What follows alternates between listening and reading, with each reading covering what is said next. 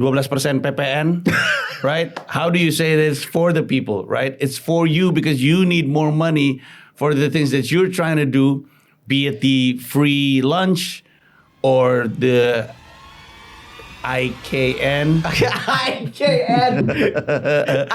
whatever it is. You know, you're a politician, right? But you don't do a lot of public service. Why? Don't talk to me about public service. I know public service because my mom served all the people. That's so good. That's why he sounds, wow, that's crazy, man. I don't need to make a your mom joke. You just made it by yourself.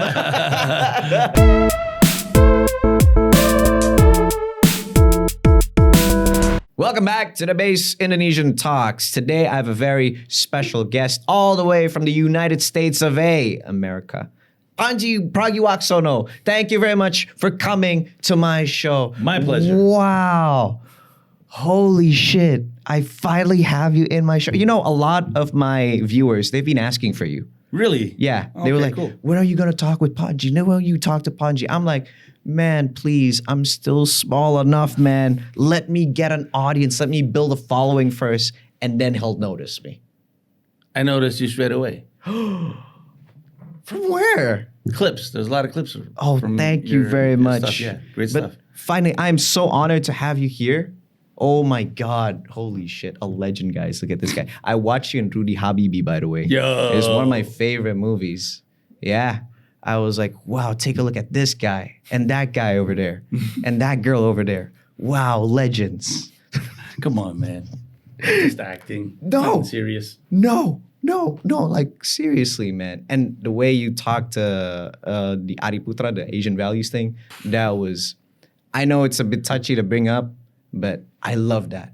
I love that so much. Thank you, man. You got to fight consultancy with activism. It was like a consultant versus an activist. I am getting ahead of myself. I am so sorry. I am fanboying so hard right now. Oh my God. But let's get straight to it. So how are you today? I'm doing good. Generally, I'm doing good, but I am a bit sleepy. You are sleepy. Jet lag. It's been, I don't think so. For the most part, my jet lag is about a week, and then I get better. Everything is normal again.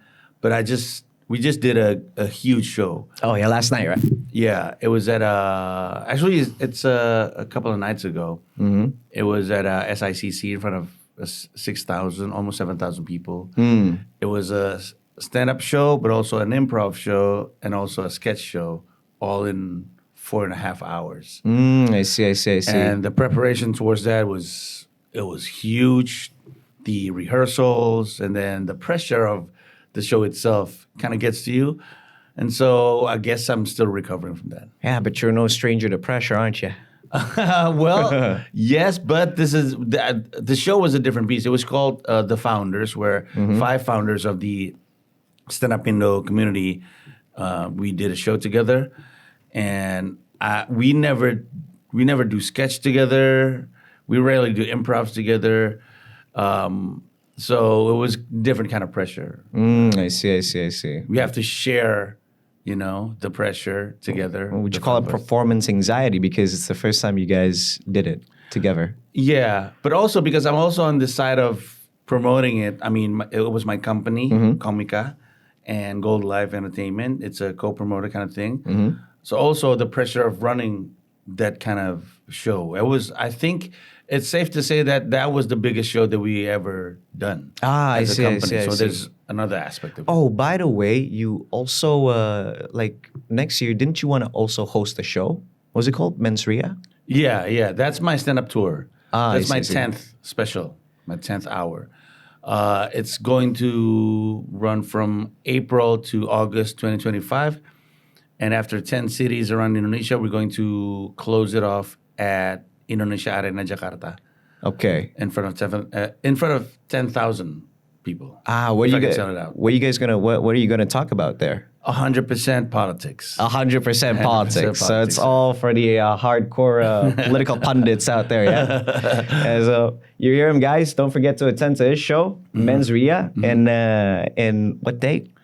I don't remember the dates. There's a lot of dates, but you can read and you can learn about the show, the details, the the ticket price at mensrea.id. Yeah, so let's put the dates right here. Yeah, Ching! mensrea.id. Right there. Okay, how's America though? How's the politics in America? Well, it's interesting because everybody's asking me about, Kamala Harris versus Donald Trump. Yeah. And then what do I feel about, how do I feel about Trump winning the election?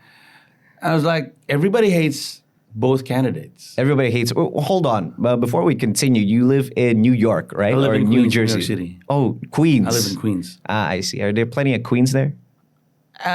Yes. Yes. I can't. The sorry. Queens of Queens. I can't resist making that joke.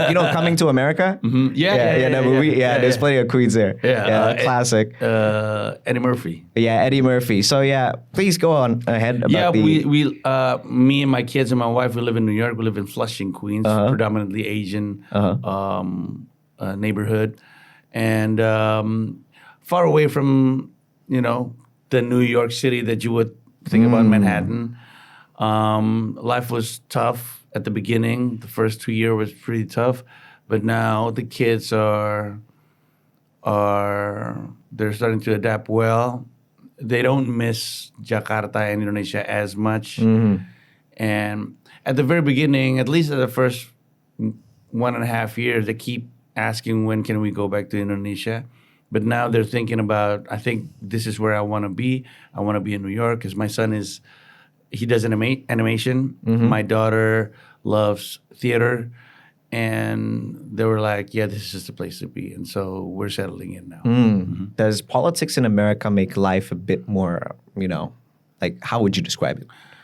I don't think so because people in the United States, New York especially, is already in a weird hump because everybody's talking about recession. Yeah. America is in the brink of recession for over a year now. Everybody's talking about recessions. Prices are, climbing, and you can sense that things are tough economically, financially, from just watching comedians speak on stage. You can have a sense that things are hard.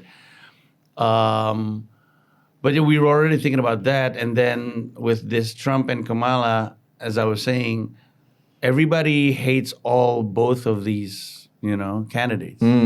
Like everybody, obviously, a lot of people hate Trump for, the way, he brought himself up, his demeanor, The things he insurrection said. as well. Yeah, and everybody hates Kamala Harris because she's a cop, basically. She's DA, right? Yeah. Nobody likes anybody who likes to go to,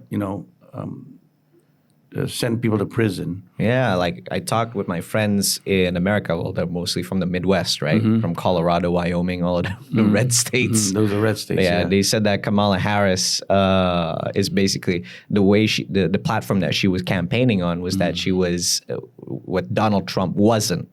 So there wasn't a lot of substance that comes there. Yeah. Donald Trump himself was quite iffy. Like he talks about reducing money to foreign intervention, to conflicts overseas. But then at the same time, he wants to shut down the Department of Education. Yeah, it's kind of weird, right? Yeah, it's kind of weird. Yeah. Yeah, so like people have to like pick between these two extremes. Yeah, and I don't think a lot of people in the U.S. now has high expectations towards their politicians anymore. I think the last time everybody in the United States, or most people in the United States, felt like there's hope in change was Barack Obama. That's why that was the campaign. We right? can. Yeah, we can change. Yes, we can.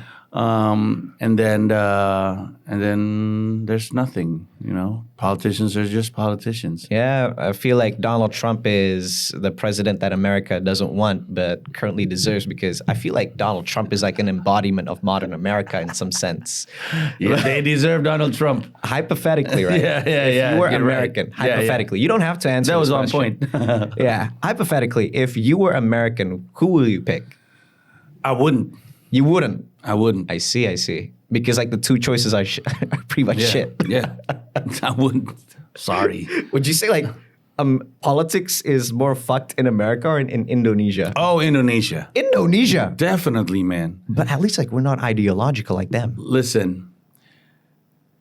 crooked politicians are everywhere. Obviously. Right? Yeah. Obviously. But the thing is, here in Indonesia, a lot of politicians are still, there's the kind of, how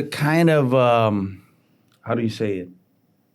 The things that they do is just money up front. Do you know what I'm saying? Like, Yeah. like markups, you know. Kickbacks. These are easy money. These are money today or next year. In the United States, politicians are thinking about wealth in a more grander scheme. And that's why the crime, if you want to say it, is different. At least they have this sense of elevating everything else so that the money that they can get gets elevated as well. Do you know what I mean? Yeah. And I think the practice of politics in Indonesia is moving towards a very concerning way, because I think it's fair to say, if you tell Americans what's happening in Indonesia politically, they'd be like, "That's kind of weird," and we'd be like, "That's the way it is today." Yeah, because like the American paradigm of politics includes checks and balances, right? The executive could be a Democrat, and in the entire House of Representatives is usually the Republicans. I mean, right now both of them are Republicans, but I feel like in the next 2 years that's Yeah. going to change. Like Things House are of going to shift. Representative is going to be Democrat, right? So there's like natural checks and balances, and government agencies in America, they have checking power. They have balancing acts. So like if a government agency in America gets way too powerful, like another agency can counteract that. Yeah. Like say the CIA is not allowed to operate inside the borders of America. Only the FBI is allowed to do so. Right. And CIA agents could be arrested and charged by the FBI. Right, exactly. If they conduct operations inside of America's borders in the 50 states. But I feel like, wouldn't you agree? Like, give me your take on this. Actually, let's explore this discussion in a bit. I think that's important to have that sort of checks and balances, because, and I think what happened in the United States was everybody understands that if you don't have opposition, if you don't have that checks and balances, and then the government is growing to becoming stronger, it's harder to topple them if things didn't go their way in terms of, you know, whatever they need from the government, right? You have to have you have to have everything within the striking distance, right? You can't let the government grow bigger into becoming something that you can't do anything with it. I'm talking about businesses that's trying to influence the government. Everything runs on money in the United States. And the people who owns the money needs to make sure that the government stays the way they are right now, meaning they're not too powerful. And it's going to, this is the easiest way to frame it.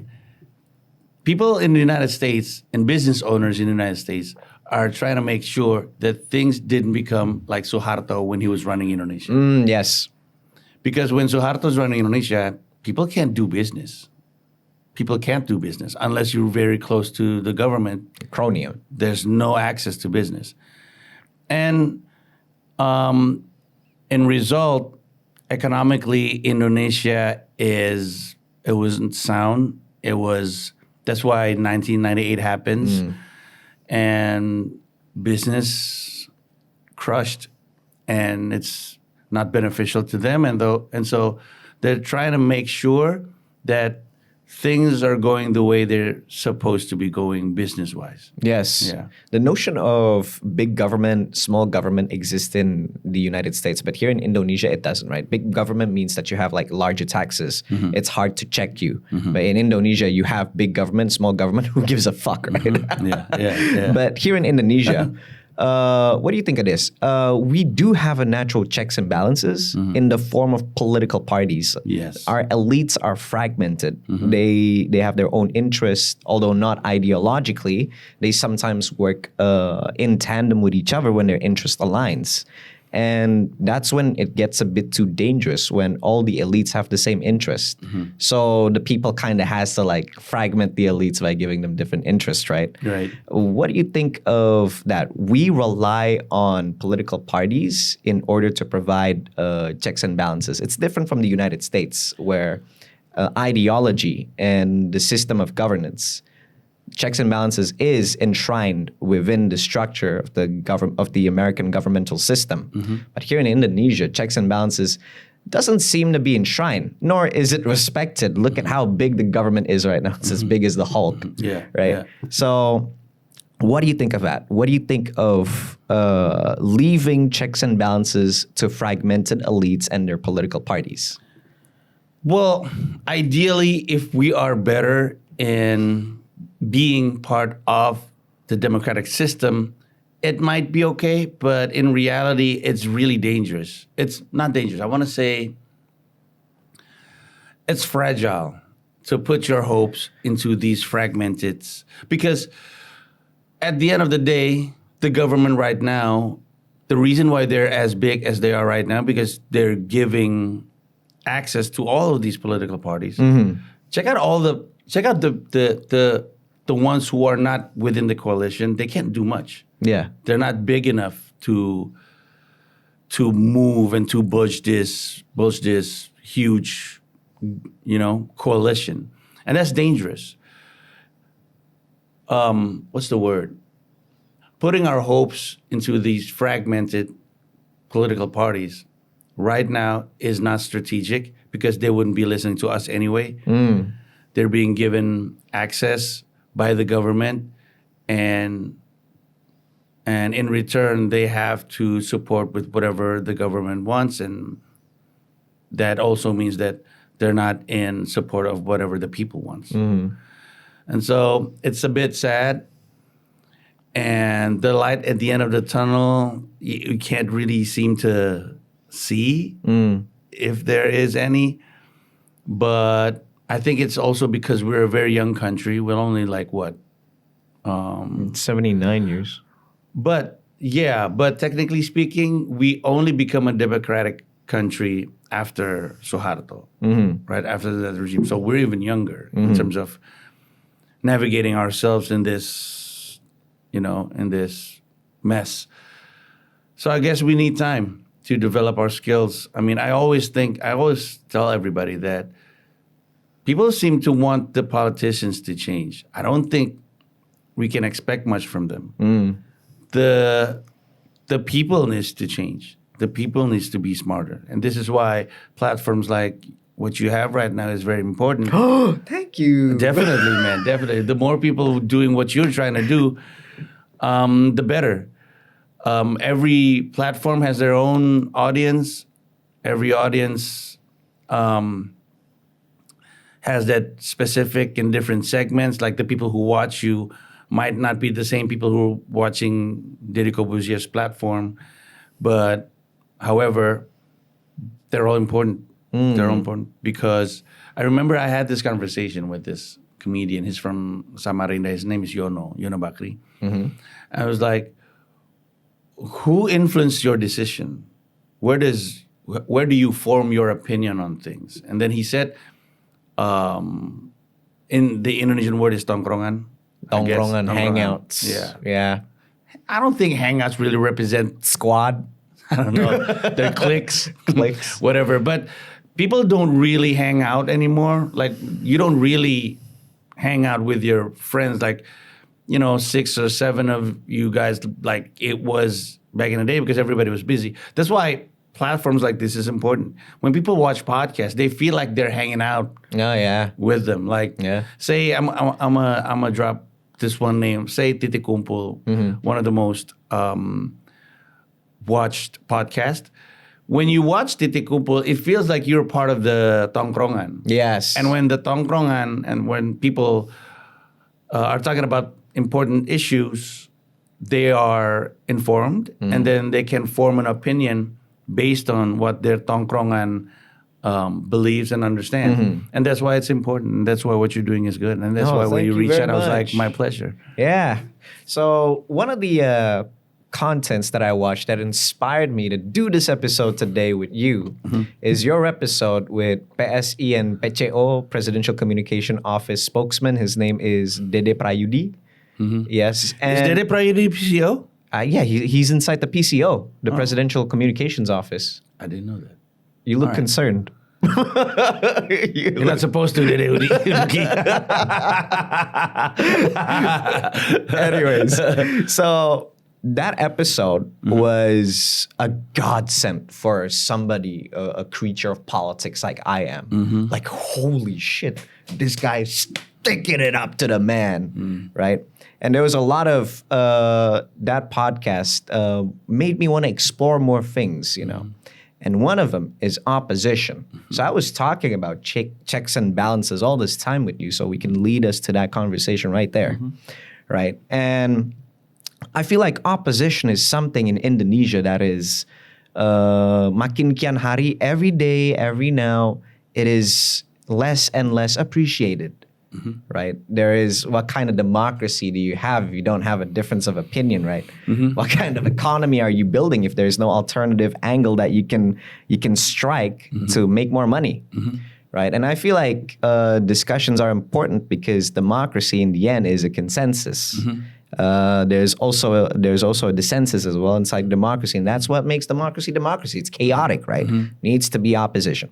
Now, do you think? Do you see that Indonesia is like that now? Are we less appreciative of our democracy because we do not build proper opposition towards the establishment? Well, what do you think?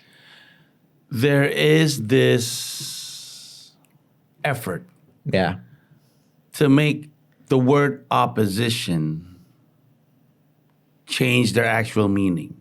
People who are within the government or within the coalition right now is trying to frame opposition as something that has this very weird meaning, like if you're in opposition, you hate the government. Like if you, opposition means that you can't work together, or opposition means that you're just trying to make it hard for the government to do good for the people, which is really, it's not, it's never like that. It wasn't even like that. And the most concerning part is the people who are saying that or framing that are actually politicians. They know what opposition means. But these politicians, they go on TV and tell, let's not have an opposition. It's not good for the democracy. It's not good for the democracy. Democracy.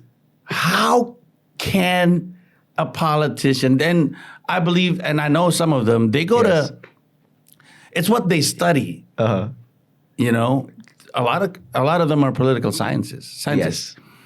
And to have them speaking to journalists and televisions, to the media, can only mean two things. First of all, they think we're stupid, right? They think that we think it's easy to lie to us because we're stupid. Yeah. And second, we know that the only reason why they're saying this is because they're trying to protect their interest. Yes. Right? To say that, let's not have an opposition. It's bad for the democracy. Let's just be friends. Everybody just be friends. We can always talk about anything, and then let's build Indonesia together. But that's our culture, to build friends. Gotong royong. You know what? I have this phrase, but this is actually in Bahasa Indonesia. Yeah, go I'm ahead. very sorry, but I'll put the let's the just translate here. Gotong royong itu punya saudara kembar namanya keroyokan. Right? Think about it. It looks the same, but very different beast. Yeah. Gotong royong is doing something together. Yeah. Keroyokan is also doing something together. Right? Yeah. Right? And so I think what's happening right now, the government, or at least these coalition, I don't want to say the government because it's bigger than just the government, just the executives, but the coalition is trying to frame keroyokan as gotong royong. Oh, wow. You know? Wow. They're trying to do keroyokan to the truth, to people power, to checks and balances by saying, let's just gotong royong. I see. I think that's the problem. Let's diversify this conversation from it.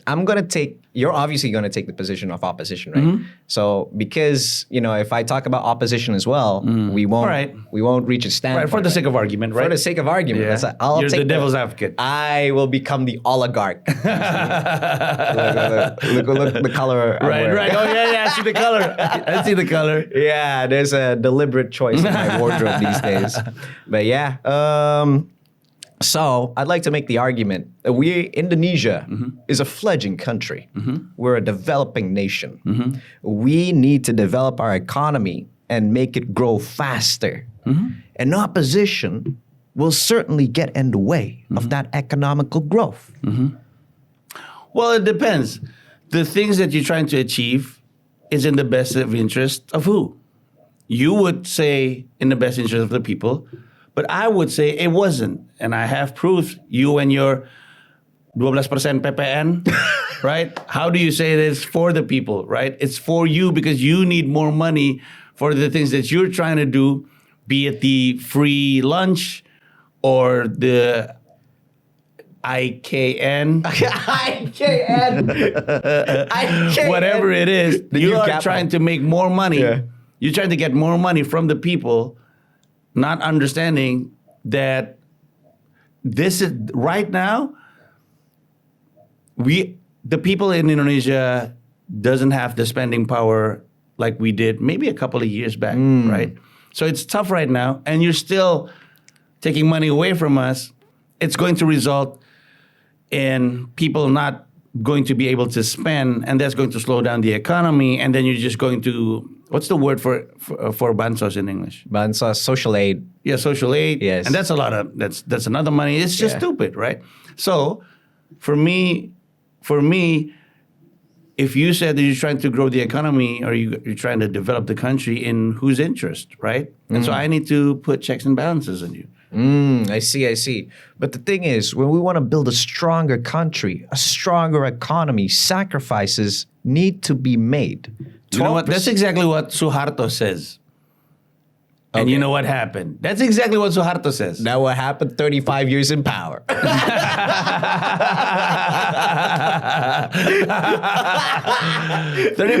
32 years in power. 32 years in power. But then the setbacks, though, right? The setbacks, yes. The He did a setbacks. fumble. He did an oopsie. Yeah. Yeah. He Wait, was wait. relying a lot on governmental aids from another country. I'm supposed to be an oligarch. Okay. right. No, Suharto, 32 32? years in power, right? He has managed to develop Indonesian economy to such a point that we were known as the Macan Asia, as one of the 4 Asian tigers. We are a very big country. It's so hard to micromanage each of our economy, but we are known for a strong economy. Let me tell you something about being a Macan Asia. Being a Macan Asia doesn't mean a thing if in a zoo. Wow. Right? That's a clipping moment right there. Right? Yeah. Because what you are, you're just entertainment to other people, right? You're Yes. in this cage. You're thinking like you're the shit. You're not. wow. Everybody knows what you are. Everybody else around the world knows who you are. You'd be like, hey, we're Macan Asia. Yeah. You're essentially a pet. Right? So it doesn't matter.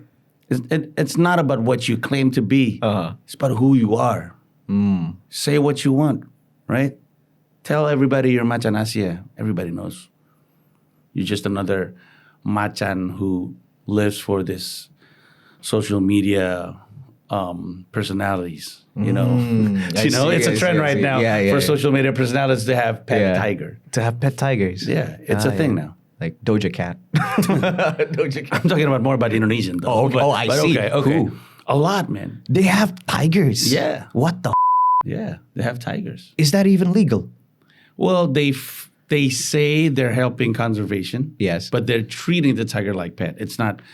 It's shady. It's shady. Yeah, it's still a running debate right now on social media. Could we get sent off planet for talking about this? I'm not sure. Because I'm pretty sure having a tiger as a pet in a place where in a country where a tiger is an endangered species is a crime. I know. Yeah, I know. But then again, they found a loop. They found a loophole. There's always a loophole, and the bigger the number, the bigger the hole. Facts. Yeah. Facts. But going back to the argument, right? Our country is still developing, as a usual Indonesian conservative would say, right? Our country is still developing. And if you see empirically in history, in order to develop our economy, certain pelepasan dalam hukum, certain legal restrictions needs to be lifted, right, in order to push our growth. If you look into history, every time a country advances its economy, democracy also goes down. It's just the consequence of history, right? You want to talk about history now? Let's talk about lifting history. restrictions? Yes. Have you seen what happened to the United States with mortgages, house mortgages? You know the crisis. You know the bubble in the 2008. subprime mortgages. Was it in 2008? Yeah, the one that I think it was 2008. I was a kid back then. Okay, so what happened? You're an was adult, so please. rules are being put Yeah. to make everything safe. Yeah. And when you pull out the rules, the safety net doesn't exist and market crash, right?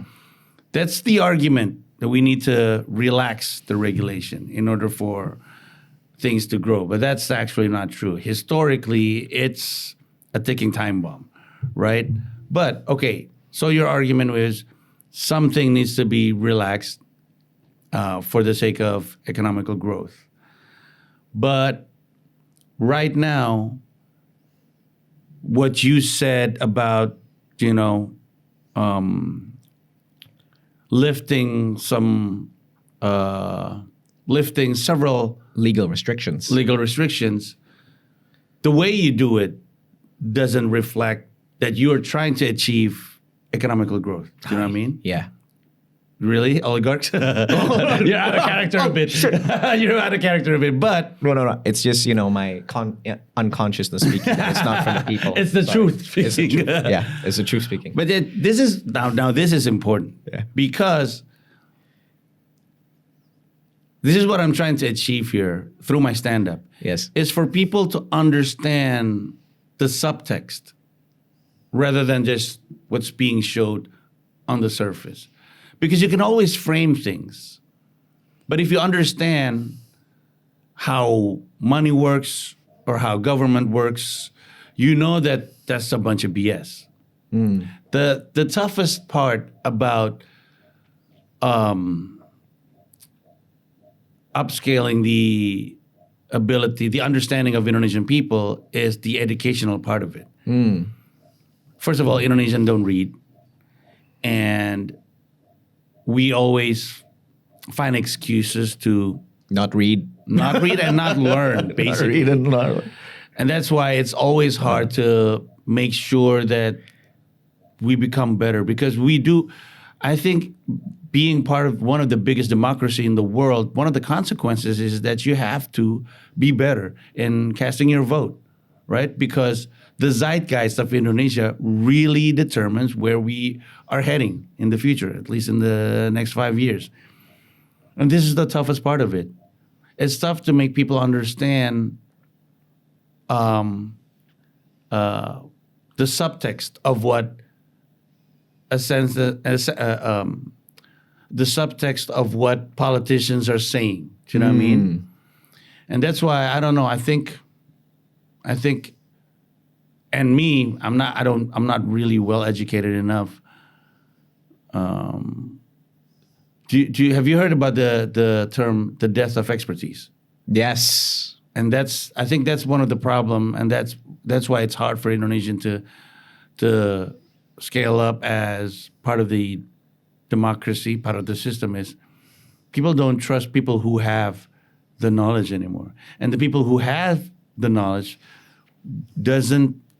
wouldn't find a way to make it easier for people to understand. Do you know what I mean? Yeah. Yeah. I think that's it. Well, the thing is, because people in Indonesia, they don't read, then that means what good do we have if we communicate substance and mission and vision? But that's also that's your responsibility. That's what you're here for. You're here to help educate people. As a You don't politician. educate people to support your narrative. Aye. You're not supposed to educate people to support your agenda. You're Aye. supposed to educate people to be smarter, has more knowledge, but you're not doing it, hence you're having a problem yourself. Whereas as a politician, my only responsibility is to get your vote. You're getting further and further and more from your character, right? You can't say that out loud as a politician. That's not what you say. I can't say that out loud. Yeah, but you it's the elephant in the room. It is. Do you think so? It is. Right. So politicians, if we I'm going out of the oligarch thing, right? For a bit. Yeah. I'm stepping back for a bit. It's that politicians are also the reflection of the people that they have. Yeah, right? exactly. Yeah. So if you have a country that has a sophisticated citizenry, then you're gonna get politicians that are sophisticated. If you get a country that likes arguing, like for instance in the UK, you get politicians that argues all the time. Yeah. And if you get politicians that like if you have a society that doesn't trust each other, that likes to sleep lays around, you get Greece. Oh, you know what? That's very good. Yeah. I like that. Yeah, you get Greece, right? Here in Indonesia, people here, they crave money. They crave power. They crave things because they do not have those things. They lack those things. People in the lower class lack access to power. They lack access to political welfare. They lack access to economical security. Now, the politicians that comes from that are not the politicians that you get when you want to create a country that is sophisticated, because they know exactly what the people want. The people just want money, food, and power. And so that's why you keep on getting populist people, right? That's why I said, in my character as a politician. That's very good. I think that part of what you said is going to end up in my show. Really? Yeah. Thank you very much. I'm going to quote you. Thank you. Thank you, Panji. That is so good. Thank you. So yeah, politicians, do they have the obligation to educate the masses, or is it the responsibility of people to educate themselves and each other? Well, ideally, that's what political parties are supposed to do. If you ask every political party, if you ask them, what do you do really?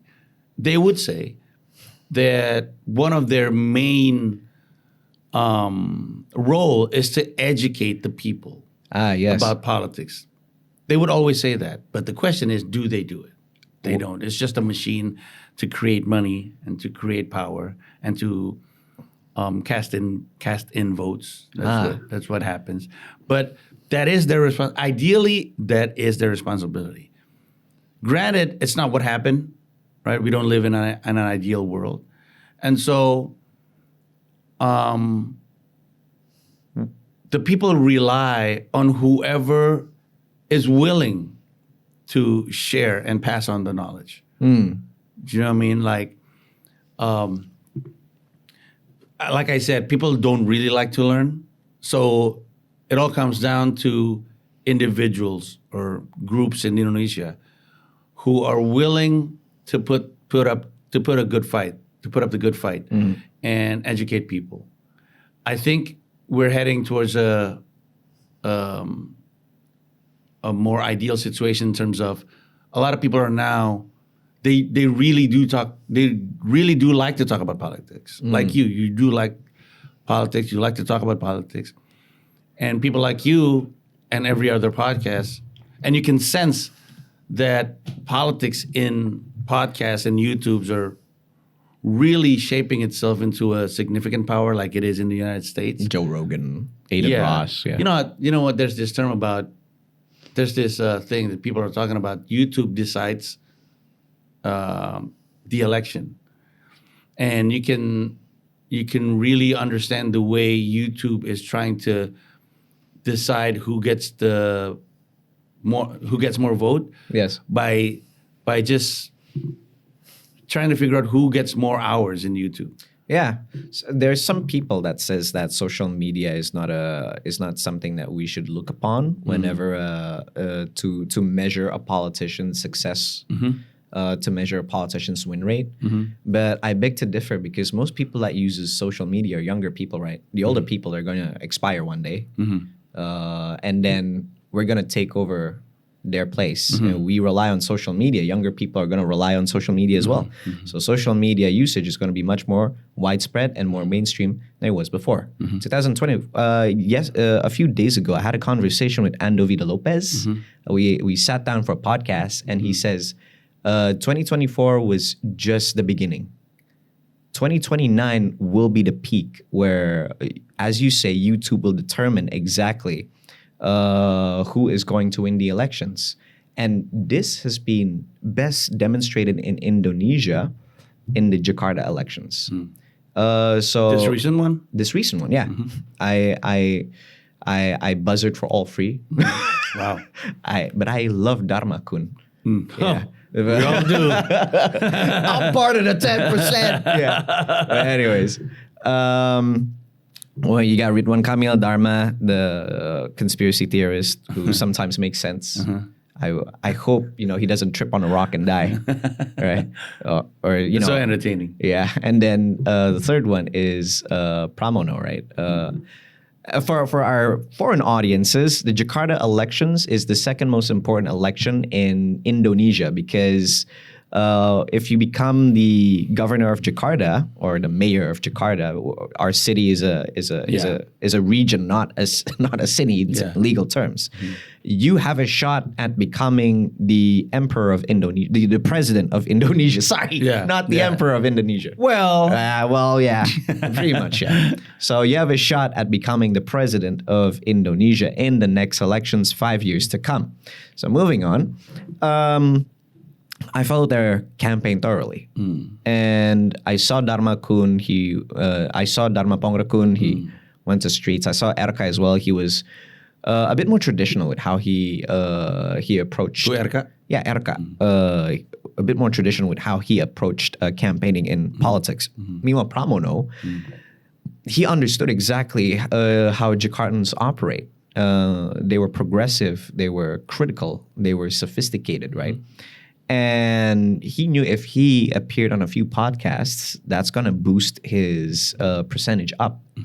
And so he did. He appeared in a podcast with he appeared in shows with a bunch of stand-up comedians. He appeared in the Malacca podcast.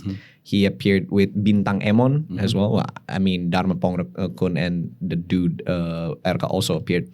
But he also appeared with Bobby Saputra as well, right? And I feel like that bumped his approval rating all the way up, his electability all the way up, because there's plenty of young voters in Indonesia that consume social media content. And I was just so sad to see that Dharma and Erka did not realize this sooner. If they appeared in podcasts, they could bump themselves up, which is why we are seeing a Pramono win.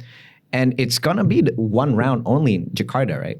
In case you haven't caught up, in case the people watching hasn't caught up, Dasko said it was going to be 2 rounds. And we believed it was 2 rounds because, come on, let's face it, the vice president is not Gibran, it's Dasko. Yo! No, that should be a clip. Yeah. I mean, everybody knows, but everybody knows. Not everybody says it out loud, you know. Yeah, no, not everybody says it out loud. But I love Dasko. He's a force to be reckoned with, right? He does his job. Have you had him on his show? I wish. Oh. I wish. Yeah. I wish he comes up and tells us how he does his job. But this guy's a force to be reckoned with, right? Because his job is to discipline the entire coalition, to lead it. So, and he does it well. He does it really good. And he does a good job. And despite being a representative of the regime, he does a great job, and I respect him for that. And I admire him for his, tenacity in controlling such a volatile coalition. Right? We know it's not easy to do his job. It's not easy to do his job. We got to give him credit for that, Yeah. right? And so moving on, Dasko said it was going to be 2 rounds, but then Jokowi came over to Prabowo, and I think that convinced Prabowo to tell Dasko off to be like, "Ha, udahlah 1 ronde aja, 1 round," and then KPU declared Pramono victory. Now imagine if Erka and Dharma goes to podcast, just like how Donald Trump went to podcast, went to Joe Rogan. That skyrocketed his thing, right? But they didn't. Yeah. Yeah. The thing is that Donald Trump's effort in showing up in podcasts and YouTube, when you compare it to what Kamala Harris did, it pales in comparison. Because when Donald Trump shows up in a podcast, he's there for an hour, 2 hours. There's one YouTube video where he was there for 4 hours. Wow. When you have a conversation with someone for over an hour, maybe over 2 hours, you get to know about the personality, about the person. He's no longer the presidential candidate. You're learning about who Donald Trump is. Kamala Harris doesn't do content over 30 minutes. And so people don't really know who she is, Yes. other than the DA that everybody hates, right? You need District attorney. you need to open yourself. You have to give people access to yourself. Yes. And that's what Democrats are worried about. Or Kamala Harris. Because Rogan reached out to Kamala Harris first. You want to be on my podcast? And it didn't happen. And I think social media has always, I understand why people are saying that social media doesn't matter, because what happened to Hillary.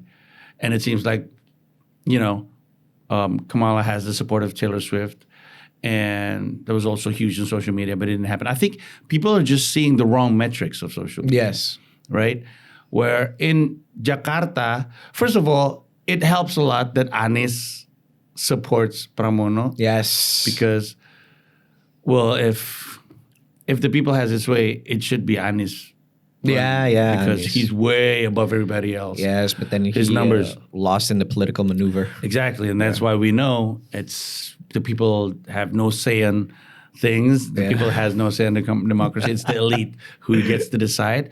However, apart from Anies' support, Pramono and especially Rano Karno did a good job having presence on social media.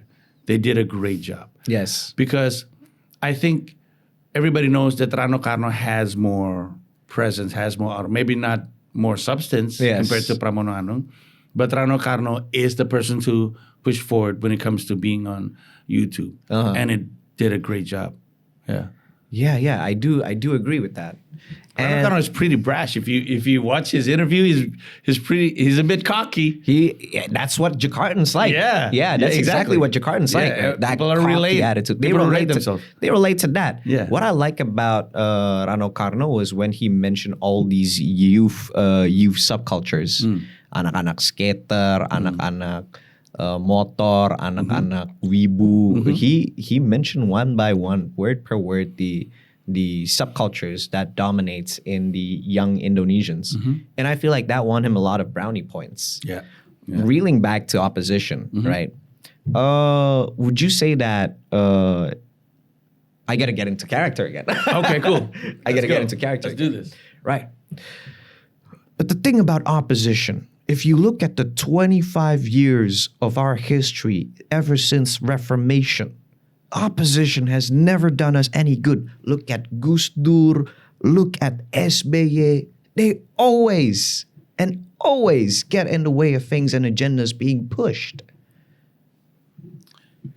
What happened to SBY? Megawati. I understand what happens to Gus Dur. Kebanyakan subsidi. No, what SBY did that? Yeah. He did the subsidi BBM all the time. And then what happened? And then people were angry for And then some what apparent reason. Because he's the only president that was elected for the second time. And first of all, he's the first president who finished his term, who completes his term, and then gets elected a second term, right? He's the only one. Yes. Gus Dur was brought down, Suharto was brought down, Sukarno was brought down. Megawati stepped in for Gus Dur but didn't get reelected. Habibie got kicked. Yeah, so I don't think things go, outside of SB's favor. I mean, things went exactly. Well, that's why I don't understand what you mean. Yeah. Because I understand what happened to Gus Dur. Gus Dur's opposition was, DPR. His old friends. Technically.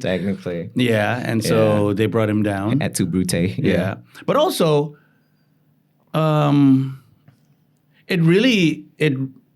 so your argument was opposition has always been bad for democracy? Okay, my actual argument is that since there are no opposition isn't really enshrined in Indonesia, right? People can basically be opposition or not. That's freedom of choice.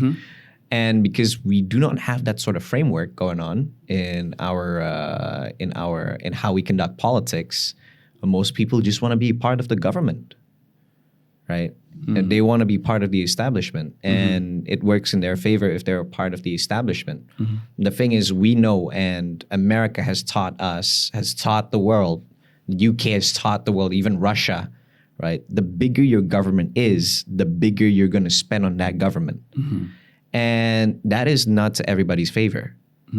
And so that's why America really wants to have opposition, and they put it inside the system as well. Although, yes, opposition is inside the American government.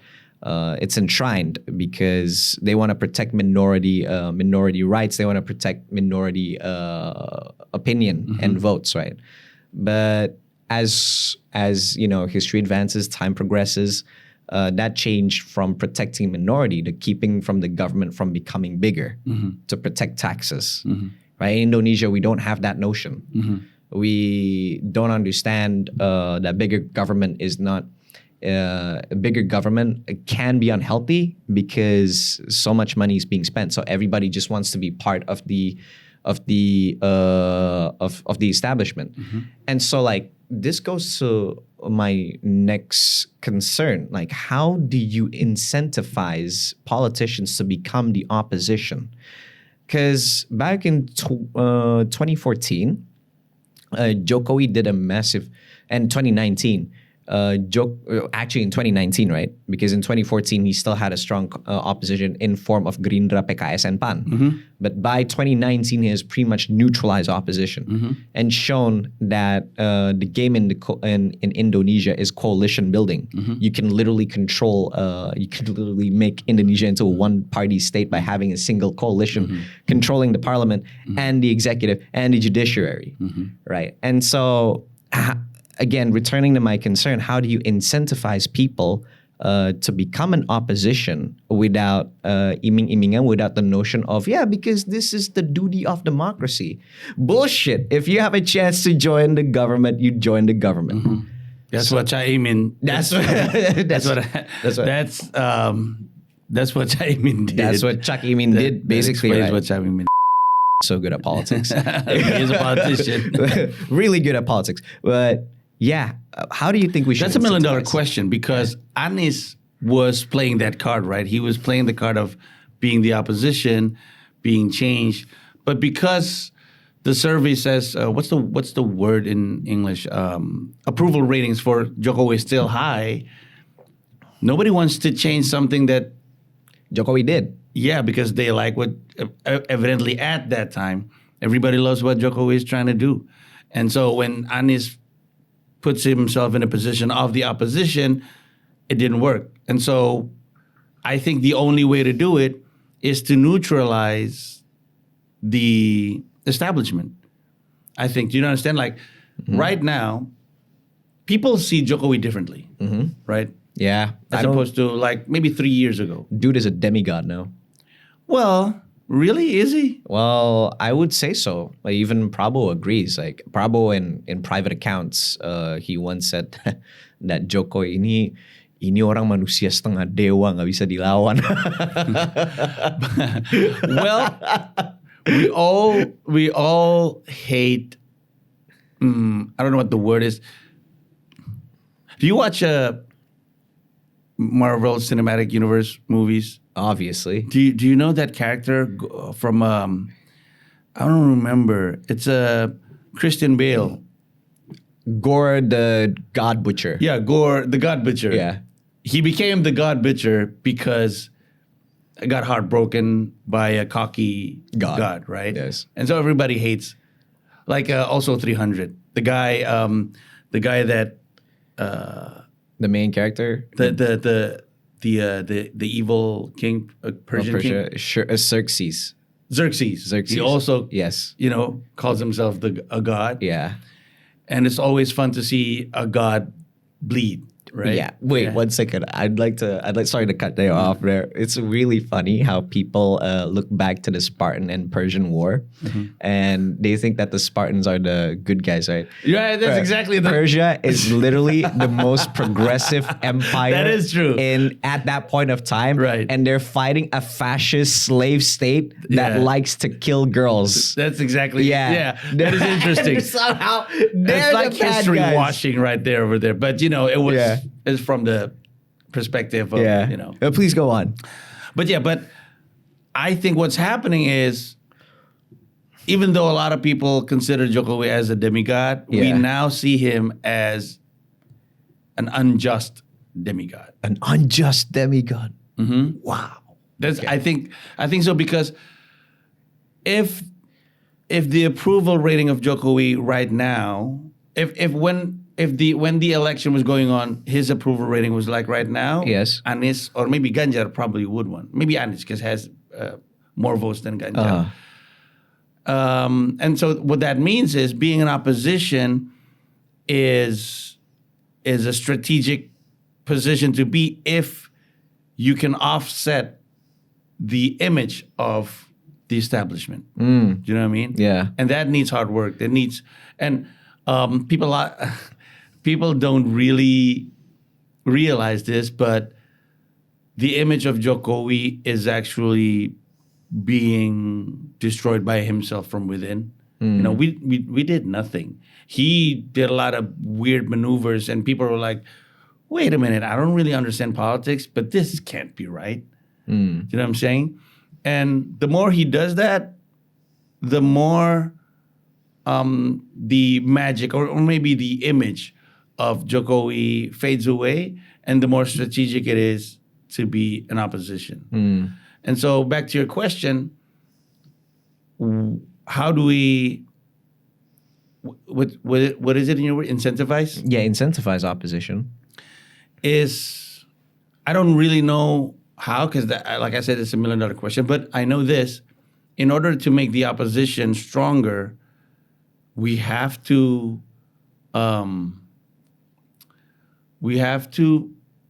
show the people what the establishment is really about. How about this? What's incentivizing you to become opposition? That's interesting, Yes, because I don't really consider myself as the opposition. Yeah, I guess you don't really consider yourself. I'm just like a jester. You're a jester, right? And the thing is, like, when I go on YouTube, most of your rhetorics are something that puts the government on account, and that's what the opposition does. And I just want to know what drives you to have a lot of rhetorics and a lot of ideas that is across from the government, that is apart from the government, the establishment. Like, what drives you? What incentivizes you? I don't know. That's a good question, because I just like to tell the truth the way I see it. I see. Because, like, if people frame me to be the opposition, and then for whatever reason, miracle happened, and the government is good, is just, is doing what they're supposed to do, I wouldn't have to be the opposition just for the sake of, I always frame myself as the opposition. Do you know what I'm saying? Yeah. So I don't know. There's this judge in the United States. I don't really remember his full name. I think it's Judge Napoletano. He says that Italian. it's dangerous to be right when the government is wrong. I thought it was dangerous to be right when the government is left. But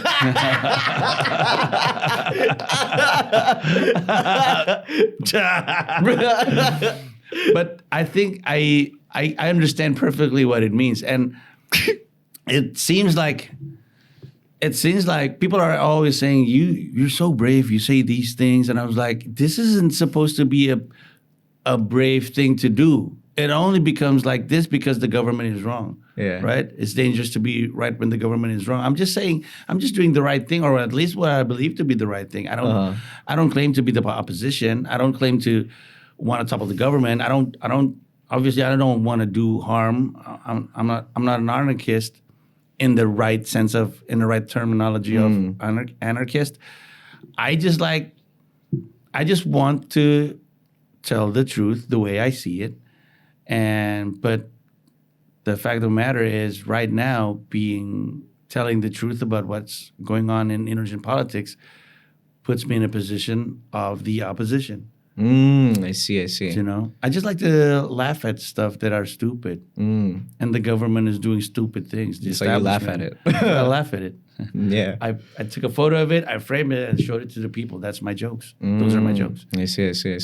So if you say Joko and Prabowo, they do things and they're doing things good. No relaxation of the laws, less taxes, smaller government, working official opposition, not social media opposition. Right. You would not make jokes against the government, or yeah, I wouldn't have to. You wouldn't have to. Yeah, because if that happens, I couldn't find anything funny. Oh yeah, because they're boring. Yeah. It's true. Because that's true. That's why Donald Trump is a blessing for comedians, because he's always funny. He's always funny. Prabowo is too. Prabowo is too. He's very funny. He's a funny dude. But yeah, I would just find funny elsewhere. Yeah. And so, I don't know. I'm a comedian. People think that I'm trying to change the world. Like, oh, you're trying to change the course of the nation. Nah, man, I'm just trying to make people laugh. Perhaps I could explain that. Our society is a very politicized society, right? Wouldn't you agree so? Yeah, I would agree. Yes, because since we have our democracy still at its infancy, people have thoughts about how the country should be run. And naturally, when we understand human nature, whenever we give a teenage person who still has yet to learn about the world too much freedom, they go everywhere. It's right? true. Let's take a look back to the 1930s, to Germany, to the Weimar Republic, right? Back then, Germany, before it was Nazi Germany, it was a democratic country. It was one of the most progressive civilizations in the world, right? You get dancing topless women like in each bars. You don't get that, right? And at the same time, you also have communists and traditionalists and even like reactionaries standing side by side. Now, the Weimar Republic, because they're a democracy, they think everything goes. But an actual democracy, what I believe, is that it's not this that you tolerate. It's this that you tolerate. Indonesia, after Reformation, was this, not this, right? So it led to a lot of ide-ide ajaib nan super mujizat yang nobody wants to hear from you, man. Nobody wants to hear. Please shut up. Yeah. And that contributes to how chaotic things are and how politicized Indonesia is, because we have so much of these ideas that we can explore, and we can run things of the idea to run this country with, and then suddenly we don't have any sort of punishment to think that way. So I believe like Indonesia I do believe with what Wiranto said back in 2016. And I know this dude is kind of fishy back then, but I do have Still to admit, is.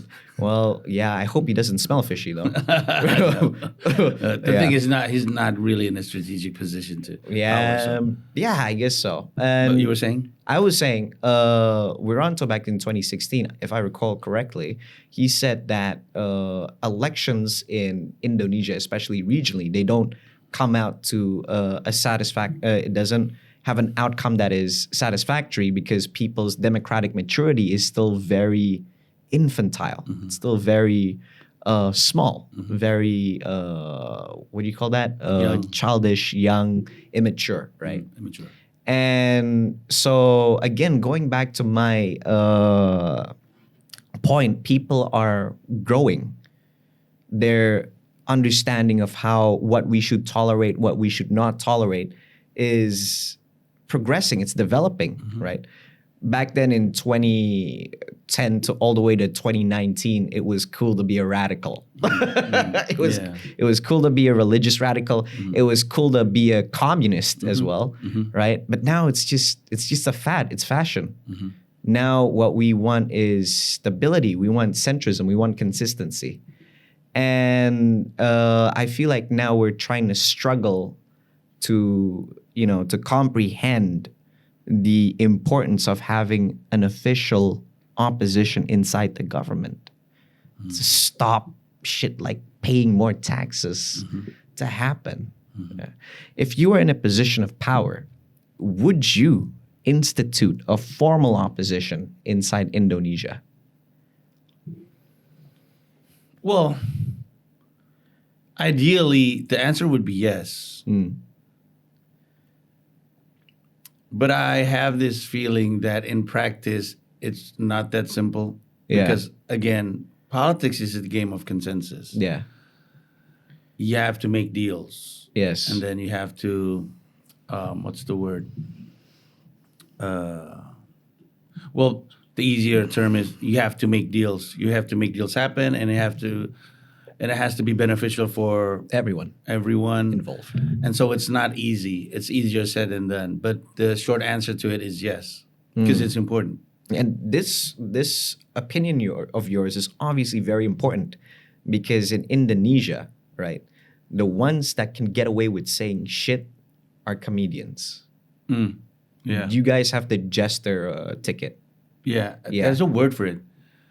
Jester's privilege. You have the jester's privilege, right? And like you can see, all the comedians I know, like I don't want to compare you guys to politicians. That would be an insult to comedians, right?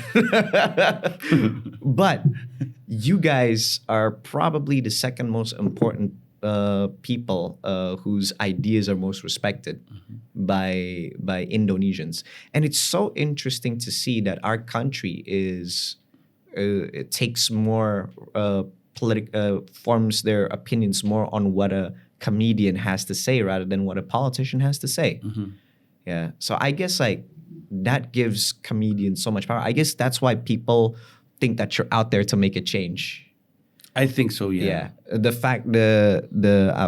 factor of a hyper political society, and the fact that comedians in Indonesia have jester's privilege. What do you think of that? Yeah, well, I just think that it doesn't work in my favor because it seems like I'm pretentious. Like I do this for something other than just making people laugh. And I believe the ability to make people laugh is very important. It's a superpower. I have responsibility. When Peter Parker frames it.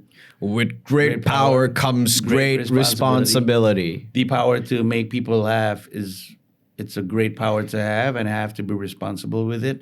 And so my main job is to entertain people and to make people laugh. And if they think that I do something, the reason I do comedy is not that, they're going to find me pretentious, and it's not going to help me do my job. Do you know what I mean? And so, well, I can't dictate what people think of me, but I can say this. I think my heart is in a good place. When I do comedy, it was never to hurt anybody. I just like to talk about things I find important and I find funny. And for the most part, it's politics. And my main goal is to make people laugh. But at the end of the day, if it helps shape people's opinion on things, and if it helps educate people on certain issues, that's a bonus. But I'm just here to make people laugh. I just find politics funny. Yeah, I just see the funny in it. That's why we have this podcast today. Because politics is a comedy show. In the end, and Joe Coy is the biggest stand-up comedian ever. Oh, yeah. Should make his own special. Yeah, he should make his own special. I saw Kai Sang did a stand-up once, and he was really funny. Really? Yes. He did stand up? Like a this is an event? And at an event during the campaign. And it was really funny. Like, I watched it. I was like, well, man. That's not a surprise because his friends are, one of the most prolific stand-up comedians. I feel like being a famous millennial, you're bound to meet a lot of You're right. Yeah. like stand-up comedians. That is correct. That is your circle. Yeah. I don't see a lot of Gen Z stand-up comedian these days. Do you? Like Gen Z stand-up comedians? Yeah. I really don't know how to answer that question because I don't know what Gen Z is. How old are these Gen Zs? Gen Zs are how old?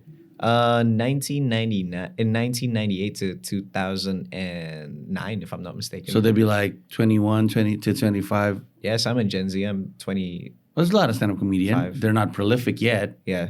They're not in the realms of Bintang Emon or Mamat Al-Katiri or Abdurrab Arshad. They're millennials. Yeah. Well, they need time to develop their skill into becoming that kind of comedian. Yeah. And so these Gen Zs, there are a lot of stand-up comedians who are Gen Zs. They just need time to develop their skill set into becoming a prolific one, into becoming a funny one. By the time they reach maybe 26 or 28 or maybe 30 years old, these Gen Zs, they're still Gen Zs, even though they're 30s, right? Yes. They'd be prolific comedians and they would be the voice of their era. Out of topic, but do you think like shitty experience actually makes one to be a great stand-up comedian? Definitely. Definitely. What was the most shittiest experience you had that you were like, yep, I'm going to be a stand-up comedian after this? Oh. Well, my life was pretty dramatic from the get-go. No wonder you became an actor. Who? You. I'm not really an actor. Yeah, I am an actor, but not really an actor. Yeah. Do you know what I mean? Yeah. But it's a lot of turmoils, My life shifted pretty quickly. I was born in Singapore, and then I moved back to Jakarta, but we live in a neighborhood where everybody is foreign. So weird. I have Norwegians across the street, Filipinos to my left, and it's so weird. And then divorce happened, and then we have to switch houses 7 times, and all of these life experiences helped me to become the person I am today. And it's really no surprise that I become a comedian. I see. And so hardships, you have to have a way to laugh at things, because otherwise it would crush you and make you crazy. And so I learned to laugh at certain situation, and that helped me develop myself into the comedian I am today. And that's why if you live in a happy household, it's really hard to become a comedian. That's why Jerry Seinfeld is very unique, because he lived in a very happy home. Yeah, and so compared to Richard Pryor, he was born in a brothel. Oh, yeah. Yeah, his mother was a prostitute. Wow. There's actually a Gen Z comedian, now that you mention it. He is born from the brothel. Yes, I know. I met this guy. Yeah, he's from Bandung, right? Yeah. I met this guy. Wow. Very good comedian. He said this one time to me. I met him, and then he said, you're a politician, right? But you don't do a lot of public service. Why? Don't talk to me about public service. I know public service because my mom served all the people. That's so good. That's what he sounds. Wow, that's crazy. Man. I don't need to make a your mom joke. You just made it by yourself. Yeah, that is his shtick. Yeah, that is his shtick. That is awesome. This guy is awesome. Yeah. But anyways, going back to opposition, right? Now, we talked about how comedians are important in the Indonesian political ecosystem. Don't worry, you look really tired. The podcast is going to end soon, bro. I was thinking about I have to be elsewhere. Yeah. But yeah. One more question before this is over, right? would you take the opportunity to be a politician if it is presented to you? And I'm not talking about there is a catch about it. No, but the people, not the elites, the people are like, Panji, you need to run for office now. You need to run for office. And then there is many political parties that is willing to support your bid to become whatever in Indonesia. Go ahead. No. No, I used to have this urge to want to be a politician. It used to be a thing. Until one day I realized that if I want to be the best version of myself, being a politician isn't it. And I had a taste of politics when I was Anies Baswedan's official spokesperson. When was that? 2017. Oh, you were? That was an official title. I was a politician. Yeah. 2017, 2016, 2017. And I quickly realized that you have to be a certain beast to be a politician. And I'm not that beast. And so I was like, I understand. This is an eye-opening experience for me. And I am a comedian through and through. And so I can be a mayor if I want to, you know. I can be a anggota DPR if I want to. But that wouldn't be me. It's not for me. Yeah. And I love being a comedian. I see. Yeah. I can't let that go. Please continue being one. Don't lose that jester's privilege. We need you outside of the government. Man. Thank you. Because if we have you inside the government, it's going to be hard work on us. You're going to whip us to shape. We're going to be proper. Yeah. So, yeah. But yeah, thank you very much for coming my today. pleasure. Thank you for sharing My pleasure. your thoughts about the opposition, social Doing a media. great job here. Thank you very much. Yeah, thank you very much. I'm doing a very holy task for our great nation of Indonesia. I'm trying to make us into a society that is, what's the word? Disegani. Be respected. Be respected, be feared by many around. But yeah, thank you very much for coming. This was Panji Pragiwaksono on the Based Indonesian Talks. Don't forget to come to this show. Mensria, details is right over here. Please, editor, put it right here. Okay, put it right here. And then the details is also going to be on the description down below. Don't forget to join my Discord. Don't forget to subscribe. And don't forget to follow his social media. Details is also downstairs. Anyways, thanks for coming to the Based Indonesian Talks, and I'll see you in the next episode of the Based Indonesian Show. Goodbye.